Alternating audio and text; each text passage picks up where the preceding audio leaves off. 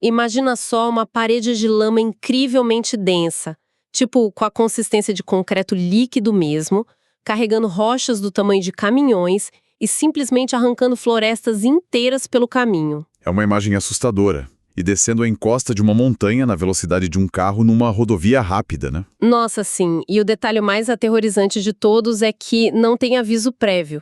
Não tem nuvem de cinzas no céu, nenhum tremor de terra prolongado indicando erupção. Nada. Apenas o silêncio normal de uma manhã qualquer. Exato. Quebrado de repente por sirene, só que quando o evento já está acontecendo e a avalanche de lama já está a poucos quilômetros da cidade.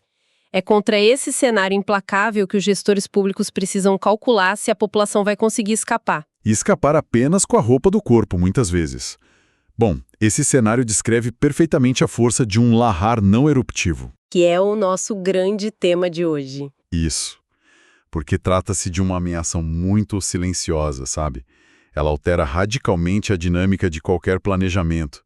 Quando o tempo de resposta cai de dias para só alguns minutos, a precisão matemática deixa de ser um exercício teórico. Vira questão de vida ou morte. Exatamente.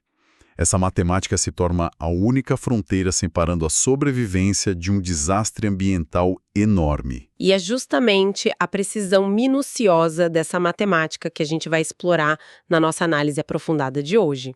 E, bom, para quem nos ouve sempre e para quem está chegando agora, já deixa um convite caloroso para seguir o canal, curtir o conteúdo e compartilhar esse material com outras pessoas.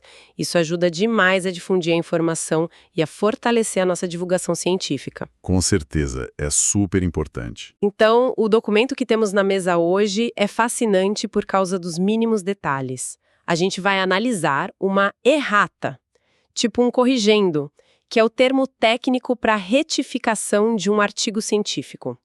E para dar o crédito certinho, o artigo original se chama Influência das suposições de modelagem no sucesso da evacuação de pedestres para riscos de lar não eruptivo no Monte Rainier, Washington. Um título longo, mas que diz exatamente ao que veio. Sim. Os autores responsáveis são o Nathan Wood e o Jeff Peters. E eles são vinculados ao Serviço Geológico dos Estados Unidos, atuando lá no Centro de Ciência Geográfica Ocidental. E a errata que a gente está esmiuçando saiu na Revista Internacional de Redução de Risco de Desastres. Isso no volume 140, com data de 25 de abril de 2026. Corrigindo aquele artigo original que tinha saído em 2025. Isso mesmo. E o que me deixou muito curiosa logo de cara foi o motivo dessa publicação. O texto explica que, na fase de montagem final do manuscrito, rolou um erro de rotulagem. Um detalhezinho gráfico. Pois é. Mais especificamente, no eixo vertical, o eixo Y, do segundo conjunto de gráficos na figura 4. Eles receberam rótulos incorretos. A escala visual deveria mostrar valores de 0 a 50 mil. De 0 a 50 mil residentes. E o documento deixa muito claro que foi só um problema de finalização gráfica, sabe? Como assim? Os dados não estavam errados? Não, os dados brutos estavam perfeitos no corpo do texto. Mas na hora de exportar a imagem para a revista, a numeração ao lado da linha gráfica saiu com a escala totalmente equivocada. E aí entra aquela dúvida clássica sobre os bastidores da ciência, né? Como que um erro desse tamanho, tipo errar o eixo que lida com milhares de pessoas, passa invisível pelo processo de revisão por pares? É uma ótima pergunta. Porque parece o tipo de coisa que os especialistas notariam na hora, antes de aprovar para a Revista Internacional de Redução de Risco de Desastres. É que a revisão por pares gasta uma energia intelectual gigantesca na metodologia em si. O revisor está ali debruçado nas equações, nas fontes dos dados geográficos, testando a lógica. Entendi, o foco é a matemática por trás. Exato. E os próprios autores apontaram que o erro no gráfico não mudou os resultados do texto escrito. A ciência estava intacta. O erro foi só na imagem inserida na diagramação. Quando o cérebro humano está lendo um texto super complexo e o texto dá os números certos, a vista simplesmente passa batido por um rótulo lateral. Mas aí vem outra questão. Se os autores afirmam, na errata, que isso não afeta a conclusão da pesquisa, por que passar por todo o trabalho de publicar uma retificação formal? Você diz o trabalho burocrático. Contatar a revista, redigir o documento, esperar o processamento editorial. Não seria um preciosismo acadêmico sem muito impacto prático? Olha, até parece, mas não é. O método científico depende totalmente da transparência e da confiabilidade do arquivo histórico. Sabe, os dados do Serviço Geológico dos Estados Unidos são a base para políticas públicas. Ah, claro, os prefeitos vão usar isso. Sim, daqui a 10 anos, quando um gestor acessar esse arquivo, não vai ter um cientista ali do lado para avisar que o texto diz uma coisa e a imagem diz outra. Essa divergência gera desconfiança. A errata garante que qualquer pessoa tenha uma ferramenta visual limpa e inquestionável. Garantindo a confiança, né? E entender esse rigor nos leva ao próximo passo, que é decodificar o que esse eixo, que vai até 50 mil, está mapeando de verdade. É aí que o estudo fica tenso. Muito. O título fala sobre o sucesso da evacuação de pedestres. Ou seja, o foco não está em projetar fuga para carros. De jeito nenhum. O foco em pedestres obedece a uma lei fundamental da emergência. Num desastre ambiental com tempo de aviso na casa dos minutos, a evacuação por carro colapsa quase que imediatamente. Vira um caos de trânsito. Exatamente. Cruzamento bloqueia, tem batida e as estradas viram armadilhas mortais. O modelo matemático assume que a única chance real de escapar do lahar é largar o carro e subir o terreno a pé. Eu fiquei pensando muito nisso. Porque planejar evacuação sempre me lembra esvaziar um estádio de futebol lotado. É uma boa analogia. Mas, tipo, num estádio você mede as pessoas passando pela porta. Só que, ao redor do Monte Rainier, o chão do estádio não é plano. Nem um pouco plano. Tem ladeira, rua ruim, ponte estreita. E a multidão não é só de atleta correndo. Tem idosos, crianças, gente com animal de estimação. A imprevisibilidade é absurda. É uma coreografia muito complexa contra o relógio. A metáfora do estádio é ótima para a questão do estrangulamento nas saídas, mas a topografia adiciona o gasto de energia. O algoritmo geográfico deles não puxa uma linha reta da casa da pessoa até o lugar seguro. Ele calcula o esforço, né? Isso, o caminho de menor custo. O modelo entende que andar 1 quilômetro no asfalto liso gasta um tempo X, mas subir 300 metros num barranco escorregadio pode demorar muito mais. E esgota a pessoa mais rápido. Com certeza. E eles colocam a demografia na conta também.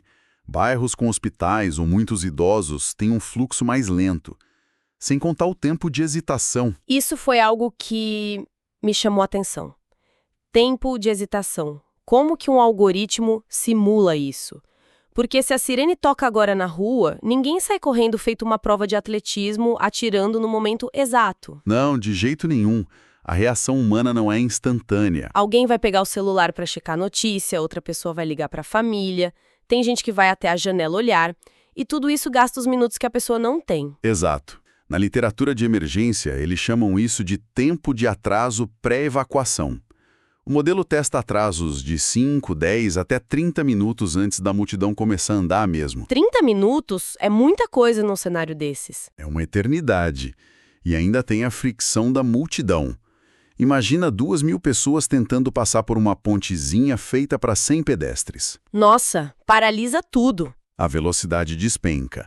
Pode até parar por causa do esmagamento e do pânico. Então o estudo está cruzando o terreno, o atraso humano e o limite das ruas, tudo contra o tempo impiedoso daquela lama toda. É um embate entre a biologia humana e a força da natureza. E é essa dinâmica que a figura 4 ilustra, e com a errata, a gente vê cenários totalmente diferentes dependendo de qual lado do Monte Rainier sofre o colapso. Vamos olhar o gráfico A primeiro. O gráfico A foca no anfiteatro Sunset, que é uma área de origem lá em cima.